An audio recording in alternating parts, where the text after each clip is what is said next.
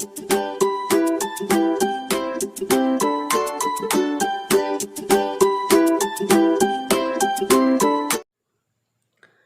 दोस्तों, आप सभी का आपके अपने YouTube चैनल लास्ट स्टेप पर स्वागत है। तो आज हम लोग बिहार दारोगा का सेट प्रैक्टिस नंबर 13 देखेंगे। तो आज का हमारा पहला सवाल है, राबुरी भारद्वाज को किस भाषा क्षेत्र में काम करने के लिए ज्ञानपीठ पुरस्कार मिला था?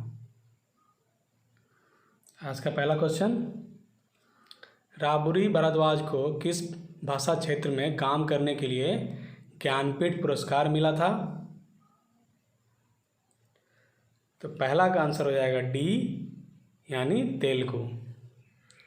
राबुरी भारद्वाज को तेलुगु भाषा क्षेत्र में काम करने के लिए ज्ञानपीठ पुरस्कार मिला था। वर्ष 2012 में उन्हें यह पुरस्कार दिया गया था। इनके द्वारा रचित एक रेखा चित्र जीवन संभ्रम के लिए सन 1983 में साहित्य अकादमी पुरस्कार दिया गया था। ज्ञानपीठ पुरस्कार भारतीय ज्ञानपीठ न्यास द्वारा भारतीय साहित्य के लिए दिया जाने वाला सर्वोच्च पुरस्कार है और यह ज्ञानपीठ पुरस्कार 1965 से दिया जा रहा है। ज्ञानपीठ पुरस्कार 2019 में अकितम अच्युत नंबूदरी को दिया गया है, जो कि मलयालम भाषा में था। 2018 में ज्ञानपीठ पुरस्कार सर्वप्रथम अंग्रेजी भाषा में अमिताभ घोष को दिया गया था। नेक्स्ट है, खजुराहो का स्मारक समूह किस राजवंश से संबंधित है? आज का क्वेश्चन नंबर 2 है, खजुराहो का स्मारक समूह किस राजवंश से संबंधित है? तो दूसरा का आंसर हो जाएगा ए, यानी चंदेल राजवंशों से। खजुराहो का स्मारक समूह चंदेल राजाओं या राजवंश से संबंधित है। ये मध्य प्रदेश के छतरपुर जिले में स्थित है। खजुराहो में 85 मंदिरों के निर्माण का उल्लेख मिलता है। ये मंदिर हिंदू, वैष्णव, शैव, शाक्त एवं जैन धर्म से संबंधित हैं। खजुराहो का मातंगेश्वर मंदिर भगवान शिव को समर्पित है। ये राजा घंग के काल में निर्मित हुआ था। इन मंदिरों की जो शैली है वो नागर है। चंदेल वंश का संस्थापक कौन था? तो नन्नुक था। चंदेल वंश की प्रारंभिक राजधानी कालिंजर यानी महोबा थी। राजा धंग ने राजधानी महोबा के स्थान पर खजुराहो को बनाया था। इसके साथ साथ राजा धंग ने जिनमाथा, विश्वनाथ, वैद्यनाथ आदि मंदिरों का निर्माण करवाया और कंदरिया महादेव की मंदिर 999 ईसा पूर्व में राजा धंग ने बनवाया था। तो आज का अगला सवाल है हमारा, गांधी नोबेल शांति पुरस्कार 2020 में किसे दिया गया? क्वेश्चन नंबर 3 है आज का, गांधी नोबेल शांति पुरस्कार 2020 में किसे प्रदान किया गया? तो तीसरा का आंसर हो जाएगा ए, यानी कन्हैया त्रिपाठी को।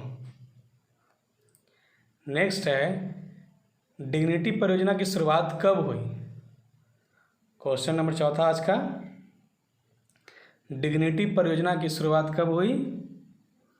तो इसका आंसर है बी, यानी सितंबर 2020 में।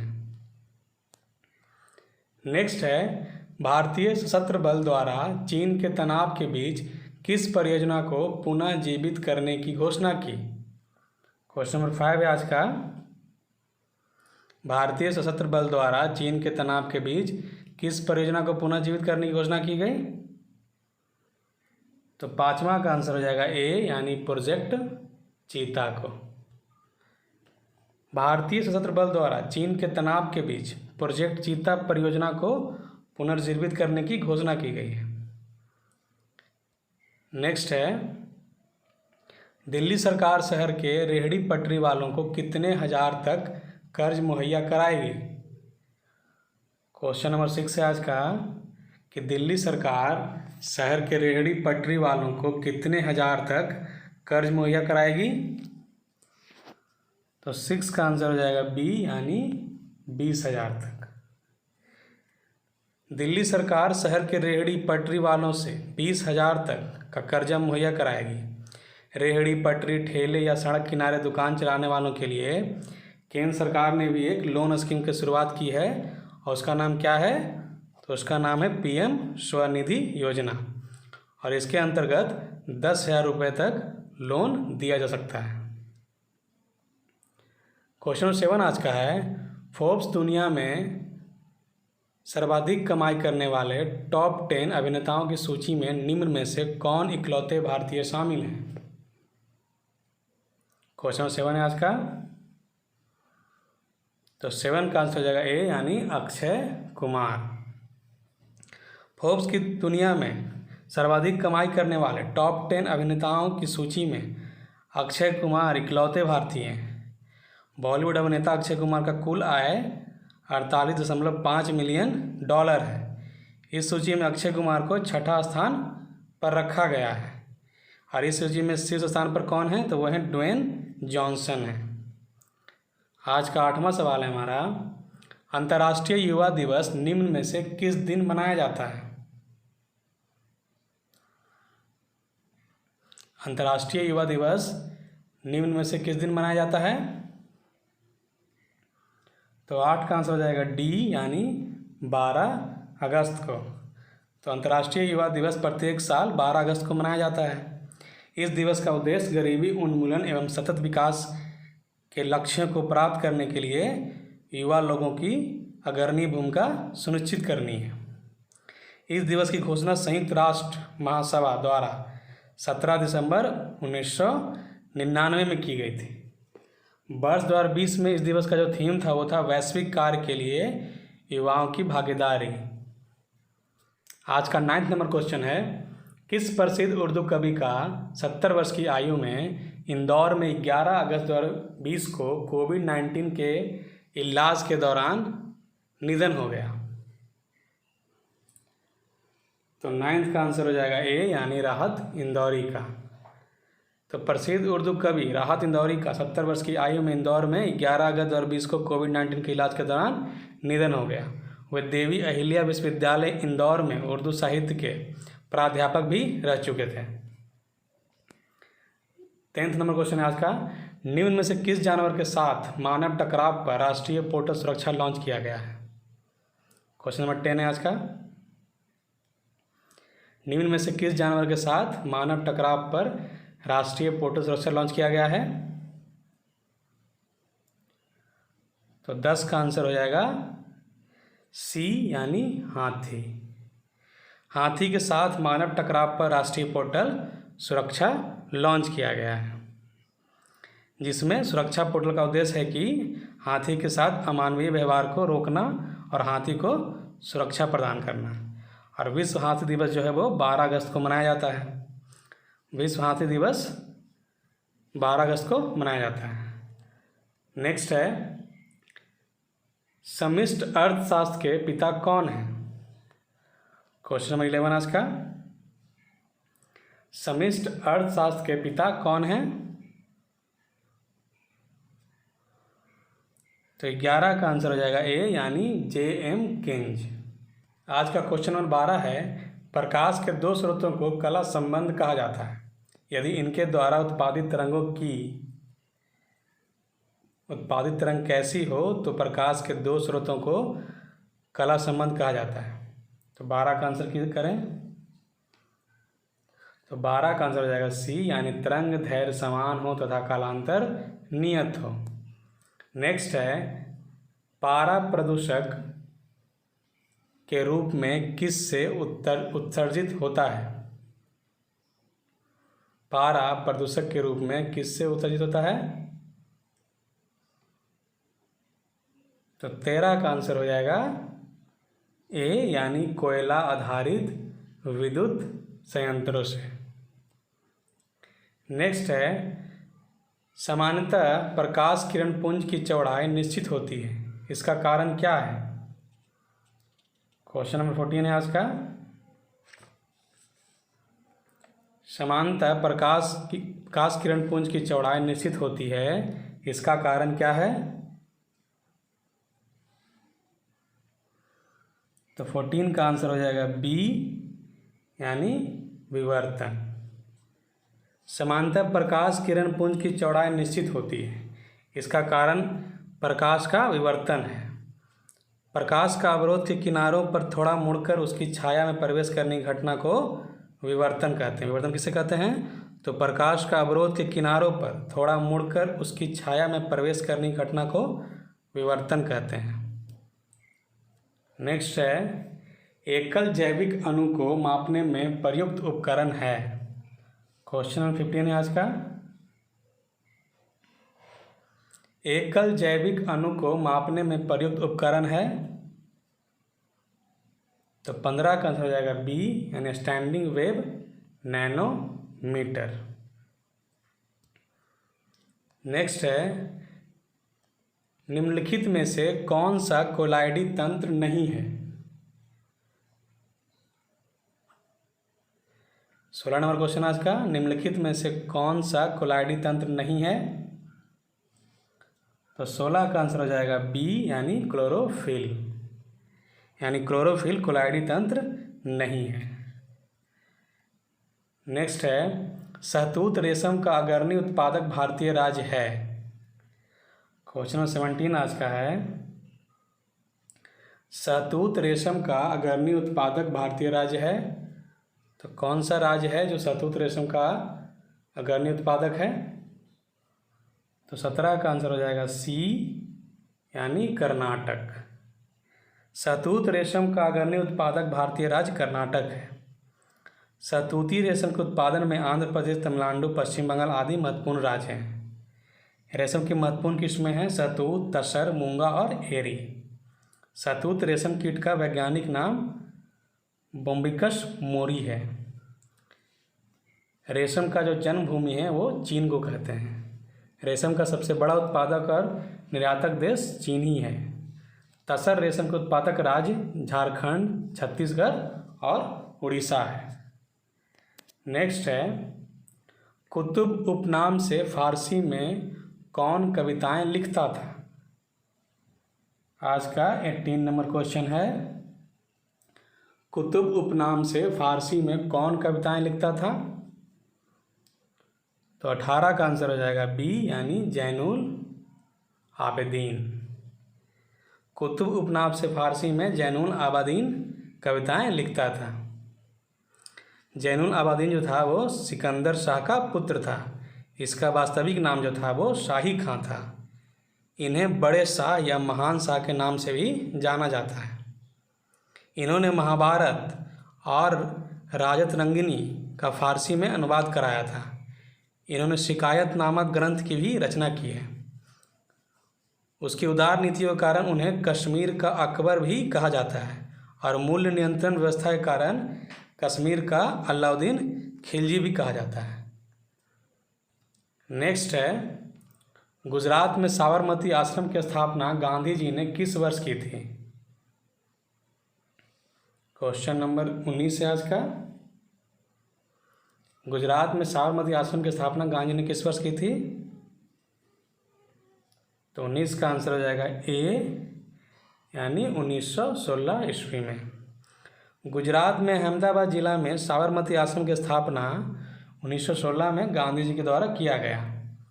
साबरमती आश्रम से गांधी जी ने दांडी यात्रा 12 मार्च 1930 में शुरू किया था। 6 अप्रैल 1930 को नमक सत्याग्रह के साथ सविनय अवज्ञा आंदोलन भी शुरू हुआ था। 1917 में गांधी जी ने भारत में प्रथम सत्याग्रह चंपारण के नील किसानों के लिए किया और 1918 ईस्वी में गांधी जी ने अहमदाबाद ट्रेड यूनियन की स्थापना की, जिसे भारत में वास्तविक प्रथम ट्रेड यूनियन माना जाता है। बम्बई मिल हैंड्स एसोसिएशन की स्थापना 1890 में N.M. लोखंडे ने की थी। नेक्स्ट है, मालवा के स्वतंत्र मुस्लिम राज्य की स्थापना किसने की थी? क्वेश्चन नंबर 20 है आज का। मालवा के स्वतंत्र मुस्लिम राज्य की स्थापना किसने की थी? तो 20 का आंसर हो जाएगा डी, यानी दिलावर खान ने। तो मालवा के स्वतंत्र मुस्लिम राज्य की स्थापना दिलावर खान ने की थी। अलाउद्दीन खिलजी ने मालवा को दिल्ली सल्तनत का अंग बनाया था। तैमूर लंग ने आक्रमण के बाद दिलावर खान ने मालवा के स्वतंत्र की घोषणा की थी। दिलावर खान का पुत्र होशंग शाह अगला शासक बना जिसने नर्मदा नदी किनारे होशंगाबाद शहर को बसाया था। किसने बताया था? तो दिलावर खान का पुत्र था होशंग शाह, जिसने नर्मदा नदी के किनारे होशंगाबाद शहर को बसाया था। और उन्होंने अपनी राजधानी कहाँ बनाई थी? तो मांडू बनाई थी। और मालवा में खिलजी वंश की स्थापना महमूद शाह ने की। नेक्स्ट है, बहलोल लोदी ने जौनपुर में को कब दिल्ली सल्तनत में मिला लिया? क्वेश्चन नंबर 21 है आज का। बहलोल लोदी ने जौनपुर को कब दिल्ली सल्तनत में मिला लिया? तो 21 का आंसर हो जाएगा बी, यानी 1484 ईस्वी में। बहलोल लोदी ने जौनपुर को 1484 ईस्वी में दिल्ली सल्तनत में मिला लिया। दिल्ली सल्तनत की गद्दी पर बैठने वाला प्रथम अफगान शासक बहलोल लोदी था। नेक्स्ट है, कश्मीर का प्रथम मुस्लिम शासक था। क्वेश्चन नंबर 22 का आज का। कश्मीर का प्रथम मुस्लिम शासक कौन था? तो 22 का आंसर हो जाएगा ए, यानी शमसुद्दीन शाह। कश्मीर का प्रथम मुस्लिम शासक शमसुद्दीन शाह था। इसका वास्तविक नाम शाहमीर था। यह शमसुद्दीन के नाम से कश्मीर का प्रथम मुस्लिम शासक बनाया। इंद्रकोट में शाहमीर राज्य की स्थापना की। कश्मीर का हिंदू शाही वंश का शासक सुहादेव था। सुहादेव ने 1301 ईस्वी में कश्मीर में स्वतंत्र हिंदू राज्य की स्थापना की थी। 1301 में सुहादेव ने कश्मीर में स्वतंत्र हिंदू राज्य की स्थापना की। और 1339 में शाहमीर ने कश्मीर में मुस्लिम राज्य की स्थापना की। कश्मीर के शासक अलाउद्दीन ने इंद्रकोट को स्थान पर राजधानी अलाउद्दीन या दीनपुर यानी कि श्रीनगर में स्थापित की। नेक्स्ट है, दक्षिणी पश्चिमी मानसून से किस क्षेत्र में वर्षा नहीं होती है? दक्षिण पश्चिमी मानसून से किस क्षेत्र में वर्षा नहीं होती है? तो 23 का आंसर हो जाएगा बी, यानी तमिलनाडु का पूर्वी तट। नेक्स्ट है, मानसून के पूर्वी शाखा से भारत के किस भाग में वर्षा होती है? क्वेश्चन नंबर 24 है आज का।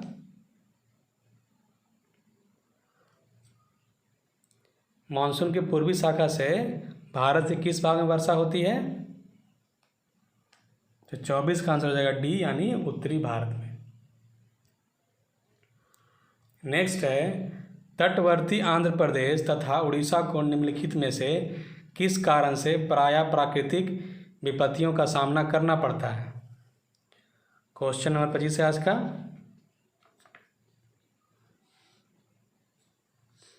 तटवर्ती आंध्र प्रदेश तथा उड़ीसा को निम्नलिखित में से किस कारण से प्रायः प्राकृतिक विपत्तियों का सामना करना पड़ता है? तो 25 का आंसर हो जाएगा डी, यानी चक्रवात से। तटवर्ती आंध्र प्रदेश तथा उड़ीसा को चक्रवात के कारण प्रायः प्राकृतिक विपत्तियों का सामना करना पड़ता है। नेक्स्ट है, विनियोग विधेयक की परिभाषा संविधान के किस अनुच्छेद में दी गई है? क्वेश्चन नंबर 26 है आज का। विनियोग विधेयक की परिभाषा संविधान के किस अनुच्छेद में दी गई है? तो 26 का आंसर हो जाएगा ए, यानी अनुच्छेद 114 में। विनियोग विधेयक की परिभाषा संविधान के अनुच्छेद 114 में दी गई है। इस अनुच्छेद के अनुसार भारत की संचित निधि से कोई भी धन विनियोग विधेयक के पारित हुए बिना नहीं निकाला जा सकता है। नेक्स्ट है, शुष्क एवं अर्ध शुष्क प्रदेशों में पवन अपर्दन क्रिया के फलस्वरूप निर्मित मैदान को क्या कहा जाता है?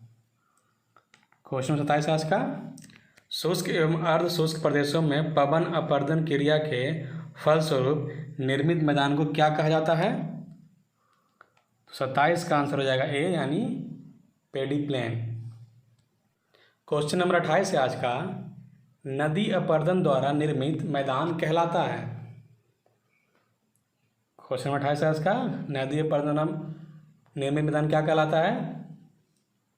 तो 28 का आंसर हो जाएगा ए यानी पेनी प्लेन कहलाता है। नेक्स्ट है, इरावती नदी किस में जाकर मिलती है? क्वेश्चन नंबर 29, इरावती नदी किस में जाकर मिलती है? तो 29 का आंसर हो जाएगा ए यानी बंगाल की खाड़ी में। इरावती या इरावदी नदी बंगाल की खाड़ी में जाकर मिलती है। इरावती नदी यह म्यांमार की एक प्रमुख नदी है। यह नदी म्यांमार के उत्तर से दक्षिण दिशा में बहते हुए म्यांमार को 2 बराबर भागों में विभाजित करती है। इसकी लंबाई 2170 किलोमीटर है। यह म्यांमार में बहने वाली सबसे लंबी नदी है। इसका एक प्रमुख व्यापारिक नौका मार्ग भी है। नेक्स्ट है, बाणभट्ट हर्ष की तुलना भीष्म, द्रोण, कर्ण, अर्जुन जैसे पात्रों से करता है। ये सभी मिथक किस युग से जुड़े हैं? क्वेश्चन नंबर 30 है आज का, कि बाणभट्ट हर्ष की तुलना भीष्म, द्रोण, कर्ण, अर्जुन जैसे पात्रों से करता है। ये सभी किस मिथक के युग से जुड़े हुए हैं? तो 30 का आंसर हो जाएगा बी यानी द्वापर। नेक्स्ट है, यह एक ठंडी और शुष्क वायु है। इनमें से कौन है जो ठंडी और शुष्क वायु है? तो 31 का आंसर हो जाएगा सी यानी बोरा। 31 का आंसर हो जाएगा सी यानी बोरा। बोरा एक ठंडी और शुष्क वायु है। बोरा एड्रियाटिक सागर के पूर्वी किनारों पर और इटली के उत्तरी भाग में जाड़े में उत्तर पूर्व की ओर चलने वाली ठंडी हवाएं को बोरा कहते हैं। अस्तर चलने के कारण यह ठंडी होती है। हरिकेन अटलांटिक महासागर में उठने वाली तथा पश्चिमी द्वीप समूह के चारों ओर चलने वाली भयंकर चक्रवाती तूफान है। इसका जो गति होता है वो 120 किलोमीटर प्रति घंटा होता है।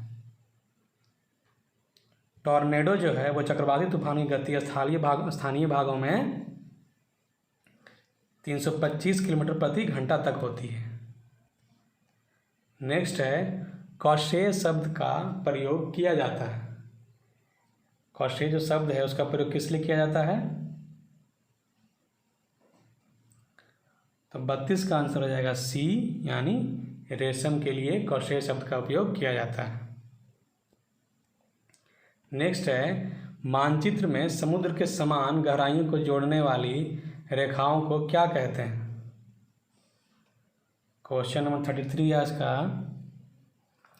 मानचित्र में समुद्र के समान गहराइयों को जोड़ने वाली रेखाओं को क्या कहते हैं? तो 33 का आंसर हो जाएगा सी यानी आइसोबाथ कहते हैं। नेक्स्ट है, दुनिया का सबसे गीला स्थान कहाँ पर है? दुनिया का सबसे गीला स्थान कहाँ पर है? तो 34 का आंसर हो जाएगा ए यानी एशिया। दुनिया का सबसे गीला स्थान एशिया है। दुनिया में सबसे ज़्यादा नमी वाले जगह के तौर पर Guinness book of world records में भारत के मेघालय में मासिनराम का नाम दर्ज है। यहाँ बंगाल की खाड़ी की वजह से काफ़ी ज़्यादा नमी है और 1491 मीटर की ऊंचाई वाले खासी पहाड़ियों की बदौलत यह नमी संघनित भी हो जाती है। विश्व की सर्वाधिक वर्षा का स्थान मासिनराम है। नेक्स्ट है, वह नदी दिल्ली में है। मतलब इनमें से कौन सा नदी है जो दिल्ली में है? 35 का आंसर हो जाएगा डी यानी यमुना। ये तो आप सभी को पता होगा। नेक्स्ट है, अद्भुत अयोध्या पुस्तक किसने लिखी है जो अयोध्या के इतिहास पर प्रकाश देगी? अद्भुत अयोध्या पुस्तक किसने लिखी है जो अयोध्या के इतिहास पर प्रकाश देगी। तो 36 का आंसर हो जाएगा डी यानी नीना रॉय ने। अद्भुत अयोध्या नामक पुस्तक नीना रॉय द्वारा लिखी गई है, जो अयोध्या के इतिहास पर प्रकाश डालती है। यह पुस्तक अमेजिंग अयोध्या का हिंदी अनुवाद है, जो इसी वर्ष नवंबर में रिलीज होगी। यह पुस्तक अयोध्या शहर के बारे में प्रामाणिक जानकारी प्रदान करेगी। आज का 37 नंबर क्वेश्चन है, भारत किस देश की मेजबानी में बहुपक्षीय सैन्य अभ्यास कवकाज 2020 में भाग लेगा। क्वेश्चन 37 आज का, भारत किस देश की मेजबानी में बहुपक्षीय सैन्य अभ्यास कवकाज 2020 में भाग लेगा।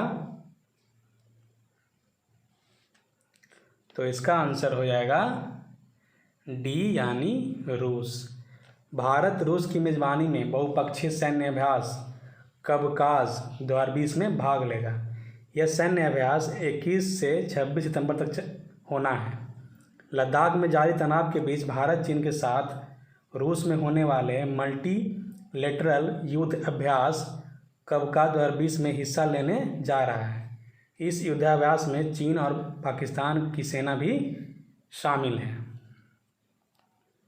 नेक्स्ट है, भारतीय रेलवे किस राज्य में इजई नदी पर दुनिया का सबसे लंबा घाट पुल का निर्माण कर रहा है। क्वेश्चन 38 है आज का, भारतीय रेलवे किस राज्य में इजई नदी पर दुनिया का सबसे लंबा घाट पुल का निर्माण कर रहा है। तो 38 का आंसर हो जाएगा डी यानी मणिपुर। भारतीय रेलवे मणिपुर राज्य में इजई नदी पर दुनिया का सबसे लंबा घाट पुल का निर्माण कर रहा है। नॉर्थ ईस्ट फ्रंटियर रेलवे यानी NFR के अनुसार इस पुल का निर्माण 111 किलोमीटर लंबी ब्रॉड गेज लाइन परियोजना के हिस्से के रूप में किया जा रहा है। नेक्स्ट है यानी 39 में क्वेश्चन है आज का, किस राज्य सरकार ने महिला सशक्तिकरण के लिए अरुणोदय योजना शुरू की है। 39 में क्वेश्चन आज का, किस राज्य सरकार ने महिला सशक्तिकरण के लिए अरुणोदय योजना शुरू की है। तो इसका आंसर हो जाएगा बी यानी असम। असम सरकार ने महिला सशक्तिकरण के लिए अरुणोदय योजना शुरू की है। 2 अक्टूबर से शुरू होने वाले इस योजना से आवश्यक 17 वस्तुओं को खरीदने के लिए 17 लाख राज्य निवासी परिवारों को प्रति माह 830 रुपये प्रदान करेगी। यानी असम ने महिला सशक्तिकरण के लिए अरुणोदय योजना शुरू की है। आज का अंतिम सवाल है, अब केंद्रीय बल द्वारा कार्य किया जाता है। क्वेश्चन 40 आज का, अब केंद्रीय बल द्वारा कार्य किया जाता है। तो इसका आंसर हो जाएगा बी यानी 0। तो इसी के साथ बिहार दारोगा का सेट प्रैक्टिस नंबर 13 समाप्त होता है। और आप लोग कोशिश कीजिएगा कि 14 जो कितने क्वेश्चन थे उसके जितने भी सवाल के आंसर्स आपको पता हों, उत्तर पता हों, वो कमेंट बॉक्स में ज़रूर लिखें। तब तक के लिए धन्यवाद, थैंक यू।